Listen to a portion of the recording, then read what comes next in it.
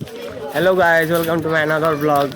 र आजको दिन धेरै खास नै रहेको छ किनभने आजको दिन इलेक्सन हो, भोट हो र हाम्रो एक भोटले हाम्रो देशको भविष्य तय गर्नेछ आजको दिनमा। त्यसैले आज होइन म हाम्रो गाउँको महल देखाउन गइरहेको छु हजुरलाई। आज के कस्तो छ भोटिङमा होइन, के कस्तो छ भनेर देखाउन गइरहेको छु। हजुर हेर्न सक्नुहुन्छ उहाँ दाइ चाहिँ अहिले बिहान बिहान उठेर भोट हाल्न जानु भइरहेको छ। अनि हजुर के भन्छ, कसलाई भोट दिने विचार गर्नुभएको छ? घन्टी? दुईटै घन्टी हो। ए दुईटै घन्टी हो, ल ठिक छ। त्यसो भए यहाँको महल हेर्न सक्नुहुन्छ, धेरै नै मान्छेहरू भोट हाल्न गइरहेका छन् हाम्रो गाउँको। हजुरहरू हेर्न सक्नुहुन्छ यहाँ बिस्तारै बिस्तारै भिड बढ्दै गइरहेको छ भोटिङको लागि। हजुर कसलाई भोट दिनुभयो? घन्टी। घन्टीलाई किन दिनुभयो? घन्टी नै हो हाम्रो भविष्य बनाउनेहरूलाई दिएर के गर्नु। हजुर हेर्न सक्नुहुन्छ घन्टीलाई किन भोट दिनु भनेर उहाँले केही सोचेन, चुपचाप घन्टी छाप भनेर भोट दिनुभयो। किनभने घन्टी छापमा हामीले भोट दिएपछि हाम्रो भविष्यमा केही परिवर्तन आउँछ भनेर भोट दिनुभएको छ। र हजुर त्यहाँ हेर्न सक्नुहुन्छ, हजुरलाई म जुम गरेर देखाउँछु। उहाँ प्रहरीहरू सब खटिरहेका छन्। यहाँ गाइज हेर्न सक्नुहुन्छ, यहाँ भिड बढ्दै गइरहेको छ, सबलाई भोटिङको पालोको लागि कुरिरहेको छ। सक्नु भएको छ होइन भोट दिएर? केमा दिनुभयो त भोट? घन्टीमा के सोचेर दिनुभयो? प्रधानमन्त्री बन्नु पर्यो, पढे लेखेकोहरू प्याराले बनाउने प्रधानमन्त्री धुवासेहरूलाई। हेर्न सक्नुहुन्छ अहिले होइन घन्टीकै क्रेज हो, जहाँ गए नि घन्टीकै क्रेज हो। क्रेज भन्दा नि पढे लेखेको मान्छेले बनाउनु पर्यो। त्यो त अनपढलाई बनाएर काम छैन।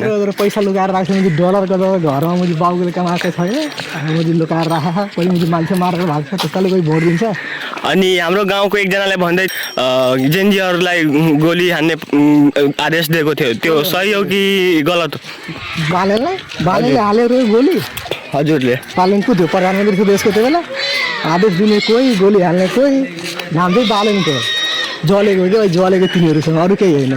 सबजना होइन लाइनमा लागि छ र उहाँ चाहिँ घन्टीको मेन सपोर्टर। कसको बढी जित्ने सम्भावना भएको छ अहिले? घन्टीको। किन घन्टी नै किन जित्ने? हाम्रो देशको लागि। हेर्न सक्नुहुन्छ यहाँको पालोमा सबजना कुदिरहेको छ जेनजीहरू। चारैतिर अहिले बिस्तारै बिस्तारै भिड बढ्दै गइरहेको छ र उहाँ हेर्न सक्नुहुन्छ एकजना जेनजी भाइ भोट दिन गइरहेको छ। केमा दिने भोट? घन्टी पुरै? किन घन्टी नै किन? पढे लेखेको अब गवारलाई त बनाउनु भएन। अब हजुर अरू के भन्न चाहनुहुन्छ? अनि अब बढी जित्ने सम्भावना चाहिँ कसको होला त? बालेन्सा 100%। हेर्न सक्नुहुन्छ यहाँ हेर्न सक्नुहुन्छ उहाँको भोटर लिस्ट। यो पानीहरू कहाँ गइरहेको छ? म्यादी पढेलाई। यसपालि भोट चाहिँ कसलाई दिनुहुन्छ? घन्टीमा। त्यसैले घन्टीलाई नै सेवा गर्नु भइरहेछ पानी खुवाएर।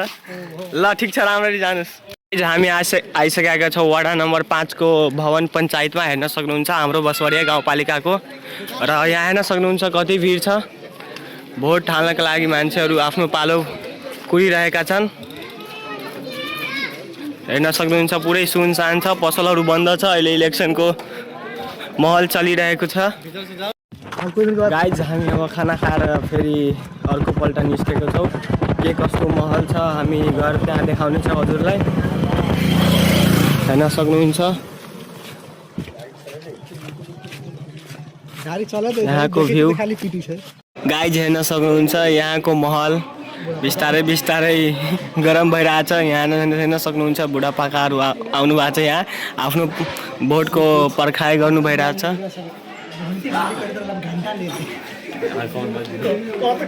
यहाँको भ्यू हेर्न सक्नुहुन्छ, पुरै इलेक्सनको माहौल छ। सक्नुहुन्छ क्षेत्र नम्बर 3बाट हाम्रो घन्टी छापको नेता आउनुभएको छ। गाइस फाइनली आजको भोटिङ प्रोग्राम सकिएको छ र हामी सबजना घर फर्किँदैछौँ। बालेन नै जित्ने सबको आशा छ, हो कि होइन? हो, बालेन नै जित्छ भनेर सबको आशा छ। यसको रिजल्ट चाहिँ भोलि बेलुका 5 बजेसम्म आइपुग्छ।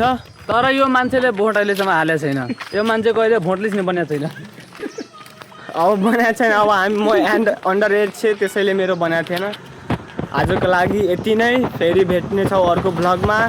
गएर लाइक, कमेन्ट, सब्सक्राइब सब गरिदिनु होला।